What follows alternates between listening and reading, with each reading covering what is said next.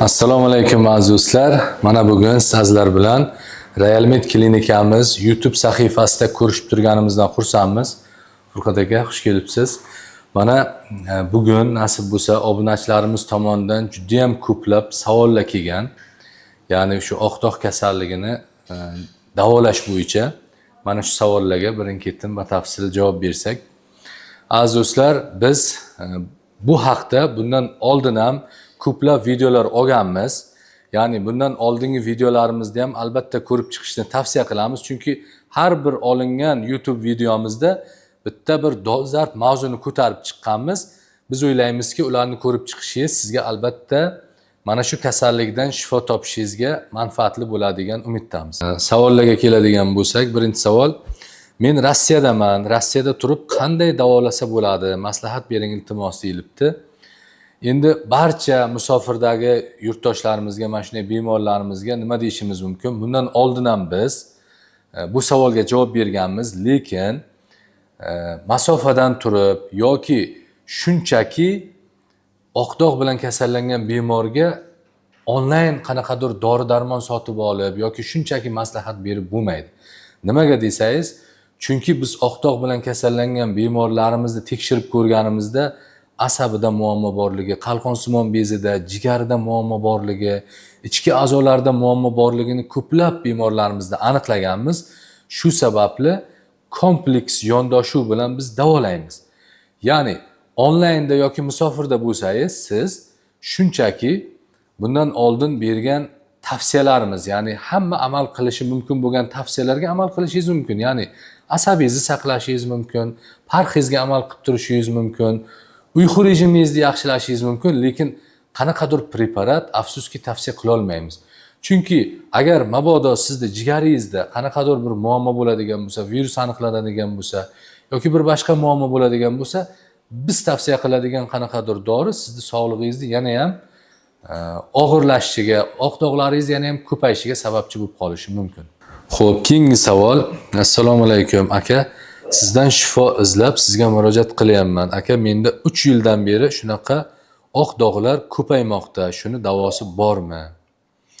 Reklamalarda har xil kapsula mazlarni surtdim, lekin foydasi bo'lmayapti. Shuning uchun sizlarga murojaat qilyapman. Endi hozirgi kunda ko'plab reklama mahsulotlari bor. Mazlar ham, tabletkalar ham, kapsulalar ham hamma narsa reklama qilinyapti. Biz nima deb tavsiya beramiz? Tekshiruvlardan o'tmasdan, o'sha barcha kerakli mutaxassislar bilan maslahat qilmasdan hech qanaqangi internetdan yoki boshqa joydan dori-darmon mahsulotlarini sotib olib foydalanish tavsiya berilmaydi. Shu sababli siz klinikamizga tashrif buyurib, mutaxassislar ko'rigidan o'tib, barcha tekshiruvlardan o'tib, undan keyin davolanadigan bo'lsangiz, demak, tuzolishingiz ehtimoli kattaroq bo'ladi. Keyingi savol. Assalomu alaykum. 4 oylik chaqalog'imda quloq qismi orqasida oq mayda dog'chalar paydo bo'lgandi. Hozir 9 oylik dog'lar kattalashib, tiniqlashyapti. Bu ham vitiligomi deyilibdi. Bu vitiligo yoki vitiligo emasligini oddiy ko'z bilan ko'rib, undan keyin maxsus o'sha wood lampalarida ko'rib, undan keyin biz bir xulosa berishimiz mumkin. Shunchaki sizni savolingizga qarab yoki rasmga qarab aniq tashxis qo'yib bo'lmaydi. Chunki vitiligo deb tashxis qo'yilsa, bilasiz, birinchidan katta stress ko'pchilikka, ikkinchidan qancha dori-darmon. Agar u oqdoq bo'lmasa-chi? Oylab shunchaki dori-darmon olib surtib yurgan, oqdoq deb o'ylab qo'rqib, lechini olib yurgan qancha ota-onalar deyarli har kuni bizga murojaat qilib kelishadi. 3 oydan beri davolanyapman, uxlaganim yo'q, sog'lig'imni yo'qotdim, tushkunlikka tushib qoldim. Shu sababli kelish kerak, tekshiruvlardan o'tish kerak, vrachlar bilan maslahat qilish kerak. Undan keyin bir aniq tashxis qo'yish mumkin. Keyingi savol. Furqat aka, bu sizga tegishli ekan. Assalomu alaykum. Hujayra darajasidagi vitiligoni davolash metodikasi haqida videolaringizni ko'rdim. Yoshi katta insonlarda buni nojo'ya ta'siri yo'qmi? Holsizlik yoki boshqa holatlar bo'lmaydimi? Bu kurs necha marta olinadi deyiladi. Biz avvalida aytgan edik, nojo'ya ta'siri yo'qmi degan savolga biz obostreniyga ketishi mumkin deganmiz. Nima uchun? Chunki inson bu kasallikni yillar davomida o'z ichida yig'ib olgan. Biz qiladigan muolajalar, o'sha hujayra miqyosida bo'ladigan muolajalarda o'sha toksinlar tanadan chiqib ketadi va shu vaqtda qandaydir bir kichkina fursat ichida bir nojo'ya ta'sir bo'lishi mumkin. Ko'ngil qanaqadir behush bo'lishi mumkin yoki bo'lmasa bosh og'rig'i bo'lishi mumkin, sal davleniya ko'tarilishi mumkin yoki tushishi mumkin. Ovqatdan vaqtincha qolishi mumkin. Bularning hammasi o'sha yig'ilib qolgan toksinlarni chiqib ketishi. Tak hujayra darajasida olib boriladigan muolajalar hech qanaqa nojo'ya ta'sir ko'rsatmaydi. Bu naborot o'sha hujayralarni tozalab turib, ularni ish faoliyatini tiklashga qaratilgan. Shuning uchun buni bemalol qo'llab-quvvatlasa bo'ladi. Единственное, biz hamma vaqt aytganmiz, o'sha oldingi chiqishlarimizda ham, agarda insonda biz ishlatadigan preparatlarning qaysi biriga agar allergik ta'siri bo'lsa o'sha insonda, biz faqat mana shunaqa holda bu metodikani qo'llamaymiz. Qolgan случайларда bemalol bu metodikani qo'llab turib, shuning uchun yosh farqi yo'q, 3 oylikdan boshlab to 100 yoshgacha bo'lgan insonlarga ham bu metodika juda ham qo'l keladi va absolyutно bezarar hisoblanadi. Chunki yana bir bor aytaman, ishlatiladigan dozalari juda kichik, bu nojo'ya ta'siri keltirishi ehtimoli juda ham kam. Keyingi savol. Assalomu alaykum doktor. Hozirda televideniya va ijtimoiy tarmoqlarda reklamasi berilayotgan dori-darmonlar haqida qanday tavsiya berasiz? Olib foydalansak natijasi bo'ladimi?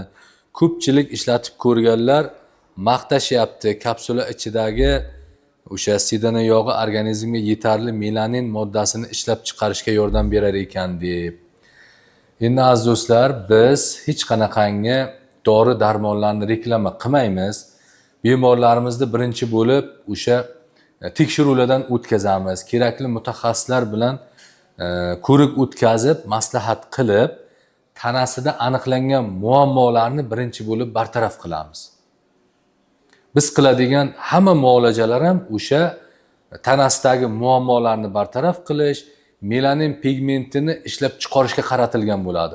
Faqatgina bu qanaqadir kapsula organizmga melanin ishlab chiqarishiga yordam bermaydi. Mana quyosh nuri ham tanaga melanin pigmenti ishlab chiqarishga yordam beradi. Boshqa mikroelementlar ham ishtirok etadi. Juda ham ko'p narsa ishtirok etadi. Shu sababli qanaqadir mahalliy maz yoki bitta tabletka sizni bu kasallikdan shifo topishingizga yetarli hisoblanmaydi. Biz bemorlarimizda ko'ramiz, bir marta yaxshigina asab qiladi, ertasi kuni ertalab oqdog'lar, yangi oqdog'lar paydo bo'lganini bir qancha kasallarimiz, bemorlarimiz aytishgan. Shu sababli bu yerda juda ham ko'p omillar bor insonni bu kasallikdan shifo topishi uchun.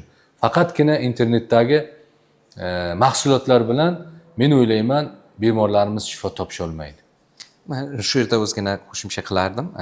Nima demoqchiman, o'sha agarda o'z qarangda ko'p urg'u berishadi, sidana yog'i, u qanday bir yana dardga davo, sho'g'dog'ga davo. Buni biz otritsiya qilmaymiz-da, uni foydali tomonlari bor. Mana masalan, rasti yog' bo'lgandan keyin o'sha melanotitlarni, hujayralarni stenkasi, membranasini o'sha baquvvat qilishi mumkin. Bunga o'sha melanotitlarga yomon ta'sir ko'rsatadigan faktorlarni o'sha ta'sir doirasini kamaytirish mumkin. Faqatgina shu hol.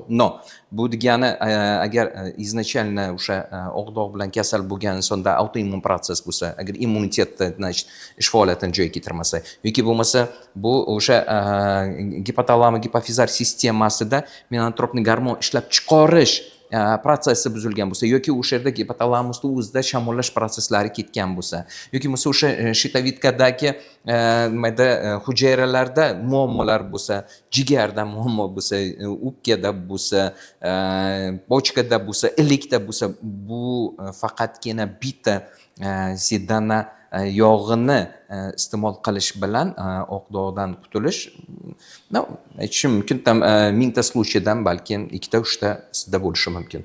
Uchun biz buni inkor qilmoqchi emas bizlar, faqat определенный juda ham bir kam nimalarda foizida to'liq rezultat berishi mumkin. Mana shu joyda yana bir narsani aytsak, mana obunachilarimiz ko'pincha uyga o'tirgan holatda internetdan dori mahsulotlarini olib, foydalanib ko'rib, foyda bo'lmagandan keyin kelishadi ko'pincha. Dog'lari ko'payib ketib, ko'p bunaqangi holat.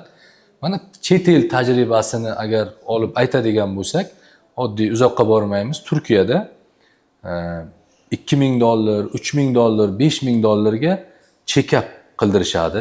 Ko'plab bemorlar borib, haqiqatdan imkoniyati bor, sostoятельный odamlar haqiqatdan bemor, dardi bor, lekin shuncha pulga bir qancha mutaxassislardan o'tib, tekshiruvlardan o'tib, bitta tabletka yoki bitta qanaqadir malham, mana shunaqayin bir ikkita mahsulot yozib berishadi. Shu bilan sen sog'lomsan yoki sen mana shu narsani qilishing kerak deb tavsiya berishadi. Bizda tamomila teskarisi mana shu holatda. Ya'ni hamma narsani ichib, korobka dorilarni ichib, bitta kasali ikkita bo'lib, ikkitasi uchta bo'lib, qosh qo'yaman deb ko'z chiqarish degan maqollar bejizga emas. Mana shunaqangi ko'p afsusli holatlarga afsuski tushib qolgan bemorlarimiz juda ham ko'p. Biz vodiydanmiz. Onamda oqtog' kasalligi bor, 20 yil bo'lgan paydo bo'lganiga tuzalishni iloji bormi? Endi biz yana aytamiz, muddat to'g'ri rol o'ynaydi. Qancha siz ertaroq oqtog' boshlangandan olib kelsangiz, shuncha tuzalish ehtimoli katta bo'ladi, lekin 10 yil, 20 yil, 30 yil bo'lgan bo'lsa ham bu degani tuzalmaydi degani emas. Biz birgalikda barcha mutaxassislar bilan maslahat qilib ko'rib, u kishidagi tanasida qanaqangi muammolar borligini aniqlab, kompleks usulda muolajalar olib borsak, ko'plab 10 yil, 20 yil bo'lgan bemorlarimizga ham yaxshi natijalarga erishganmiz. Shu sababli agar klinikamizga olib keladigan bo'lsangiz, onaxonni bemalol tekshirib ko'rib, undan keyin bir xulosa bersak bo'ladi. Bugungi suhbatimizdan xulosa qilib shunga kelishimiz mumkinki, qarang, bir tomonlalik faqat yondashuv demak kasallikdan qutulishiga sabab bo'la olmaydi. Даже o'sha boya aytganday tashqarida insonlar internet orqali sotib olgan dorilarni ishlatib turib ham uni to'g'ri tushunish kerak. Har bir protsessda faqatgina o'sha yana qaytaraman, yog'ni o'zini, o'sha yog' ishlaydigan mexanizmini o'zini yo'lanishi bor. Undan oldin baribir oqsil degan narsa bor. Melanin bu все-таки oqsil, o'sha aminokislotalarni sostavidan bo'lgan element. Shuning uchun fenilalanin, tirazon, tirazinaza, mana bunaqa fermentlarni ish faoliyati yo'lga tushmasa ham faqatgina bir xil dorilar bilan buni nimasiga yetish juda qiyin. Undan tashqari biz bilamiz, kofermenti bor, как это mis, masalan, kofermenti. Uni yetishmovchiligi bo'lishi mumkin. Agar bu yerda mana bu mikroelementlar, определенный mikroelementlar bo'lmasligi ham mana shunga sabab bo'lishi. Undan tashqari o'sha insonni ichki tam yondashuv qanchalik bu protsessga ishonadi, qanchalik o'zidagi ichki mexanizmni to'g'ri boshqara oladi va to'g'ri yo'lga qo'ya oladi. Agar bilasizmi, har bir insonning ichida o'sha potensial bor, to'liq yaxshi bo'lib ketish, to'g'ri tuzalib ketish. Lekin ko'p insonlar buni anglamagan holda, o'zlari anglamagan holda blokировать qilib qo'yishadi o'sha genetik programmani. Shuni orqasida yaxshi bo'lishini yanada uzoqlashtirishaveradi. Shuning uchun meni maslahatim, keling mutaxassislar bilan muloqotda bo'ling. Sizni kompleksni o'sha 14 ta sistemangizni korreksiya qilib berishadi va shuni orqasida однозначно melanin ishlab chiqarish protsessini yana chiroyli yo'lga qo'yib berishadi. Mana aziz do'stlar, o'zingiz eshitib turganingizdek, ko'plab bemorlarimizdan kelgan savollarga javob berishga harakat qildik. Agar yana ham sizni qiziqtirgan qanaqadir savollar bo'ladigan bo'lsa, bemalol kommentariyada yozib qoldirishingiz mumkin. Eng ko'p berilgan aktual savollarga keyingi videolarda ham javob berishga harakat qilamiz. Agarda sizda ham yoki yaqinlaringizda ham oqtog' kasalligi bo'lib, uzoq vaqtlardan beri har xil muolajalarni qilib ham shifo topmayotgan bo'lsangiz, bemalol klinikamizga murojaat qilishingiz mumkin. Manzilimizni eslatib o'tamiz.